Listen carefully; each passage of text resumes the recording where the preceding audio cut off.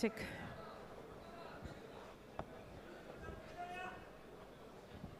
Check. రాజకీయాలకు అతీతంగా YS Vivekananda Reddy గారిని ఒక మంచి మనిషిగా గుర్తించి ఆయనకు నివాళులు అర్పించడానికి వచ్చిన ప్రతి ఒక్కరికి, రాజశేఖర్ రెడ్డి గారి అభిమానులందరికీ, మీడియా మిత్రులందరికీ మీ రాజశేఖర్ రెడ్డి బిడ్డ శిరస్సు వంచి చేతులు జోడించి మనస్ఫూర్తిగా నమస్కరించుకుంటాం.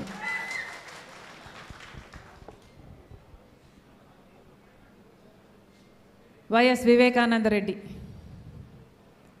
ఒక మంచి మనిషి అని మీ అందరికీ తెలుసు.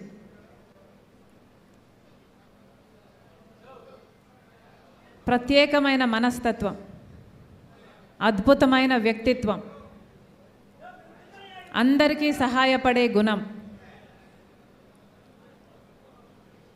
ఇవన్నీ వైఎస్ వివేకానంద రెడ్డి అయితే నాకు మాత్రం నన్ను ఎత్తుకొని నా తండ్రి తర్వాత తండ్రి లాంటి వాడు చిన్నాన వైఎస్ వివేకానంద రెడ్డి.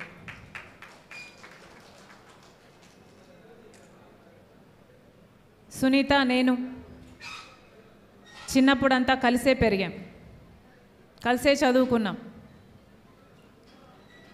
అన్ని సంవత్సరాలలో ఆయన పోయేంత వరకు కూడా నేను ఎప్పుడే కానీ చిన్నాయనను కోపగించుకోవడం చూడలేదు, చికాకు పడ్డం చూడలేదు.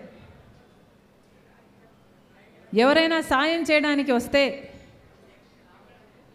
అసలు ఆయన కాలు ఇంట్లో ఆగేది కాదు. ఎవరు సాయం చేయడానికి అడిగినా వాళ్ళను వెంట పెట్టుకొని ఆయన కారులోనే కూర్చోబెట్టుకొని, వాళ్ళు పట్టకపోతే ఇరుక్కొని కుక్కి కుక్కి అదే కారులో కూర్చోబెట్టుకొని, వాళ్ళకి ఎక్కడ అవసరం ఉంటే అక్కడ కలెక్టర్ ఆఫీస్ అయినా, ఆర్డీఓ అయినా, ఆఖరికి చిన్న రైతుకు వచ్చిన ఎలక్ట్రికల్ ప్రాబ్లం అయినా, ఏ పెద్ద ఆఫీస్కైనా చిన్న ఆఫీస్కైనా సంకోచం లేకుండా నవ్వుతూ వెళ్ళి ఆఫీసర్లతో మాట్లాడి సమస్యను పరిష్కరించేవాడు చిన్నాయన.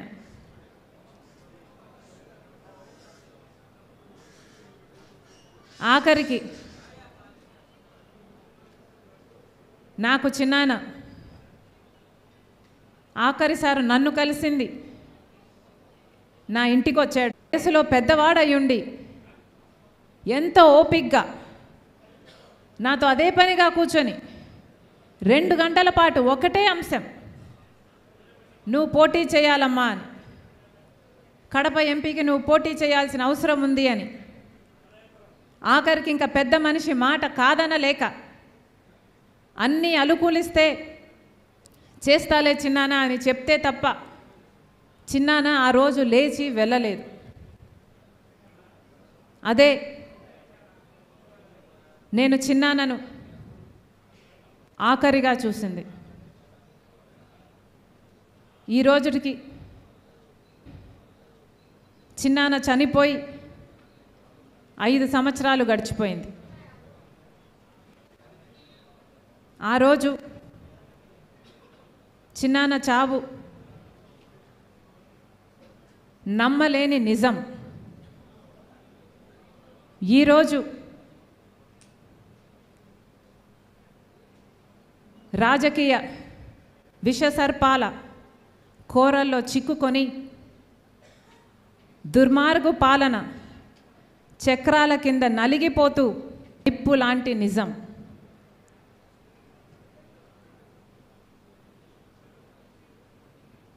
ఐదు సంవత్సరాలు అయిపోయింది. ఆలోచన చేయండి, 1 కాదు 2 కాదు. వివేకానంద రెడ్డి గారి హత్య జరిగి 5 సంవత్సరాలు అయిపోయింది.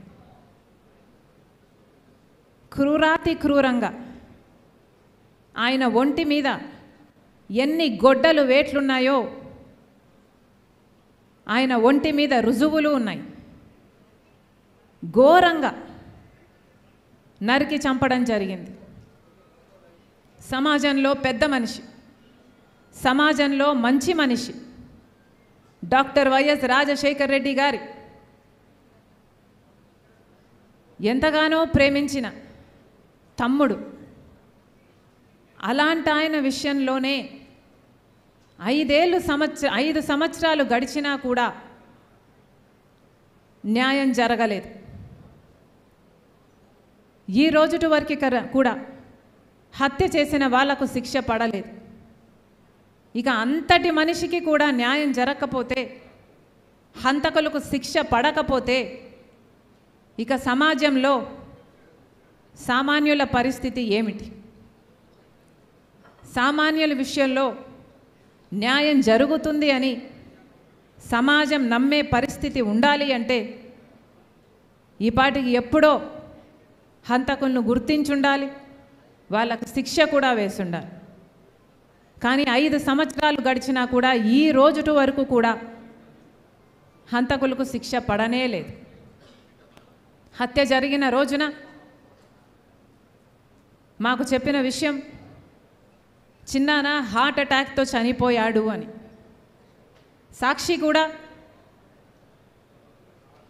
వివేకానంద రెడ్డి గారు హార్ట్ అటాక్తో మరణించారు అని చెప్పుకుంటూనే వచ్చింది. తీరా మేము ఇంట్లోంచి బయలుదేరేంత వరకు కూడా ఇది హార్ట్ అటాక్తో చనిపోలేదు, హత్య జరిగింది అన్న విషయం మాకు తెలియదు.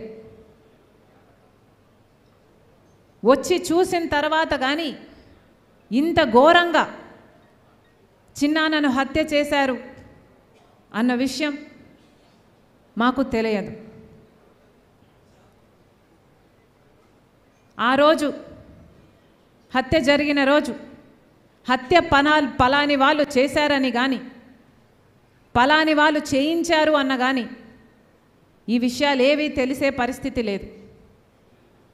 కానీ ఈ రోజున హత్య చేసింది ఎవరో కాదు, బంధువులే అని అన్ని సాక్ష్యాలు వేలెత్తి చూపుతున్నాయి. గూగుల్ మ్యాప్స్ అయితేనేమి, కాల్ రికార్డ్స్ అయితేనేమి, వాంగ్మూలాలు అయితేనేమి, ఇవన్నీ హత్య చేసిన వాళ్ళు వీళ్ళు అని వేలెత్తి చూపుతున్నా ఈ రోజుటి వరకు కూడా హత్య చేసిన వాళ్ళకు, హత్య చేయించిన వాళ్ళకు శిక్ష పడలేదు, కేసుకు కొలిక్కి రాలేదు, కేసు అసలు ముందడుగు వేయలేదు. ఎందుకంటే అన్నా అని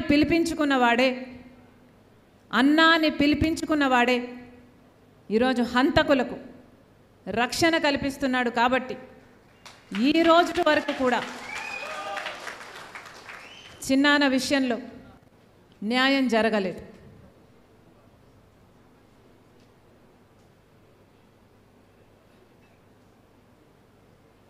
చిన్నమ్మ సౌభాగ్యమ్మ బిడ్డ సునీత చిన్నాన చావుతో అందరికంటే ఎక్కువ నష్టపోయింది చిన్నమ్మ సునీత. సౌభాగ్యమ్మ గారు, సునీత రెడ్డి గారు బాధితులు అన్న సానుభూతి లేకపోగా, బాధితులకు భరోసా ఇవ్వాలి అన్న ఆలోచన లేకపోగా, అదే సునీత కుటుంబం హత్య చేసింది అని ఆరోపిస్తున్నారే, ఇది మీ మనస్సాక్షి అయినా ఎలా ఒప్పుకుంటుంది అని అడుగుతున్నాం.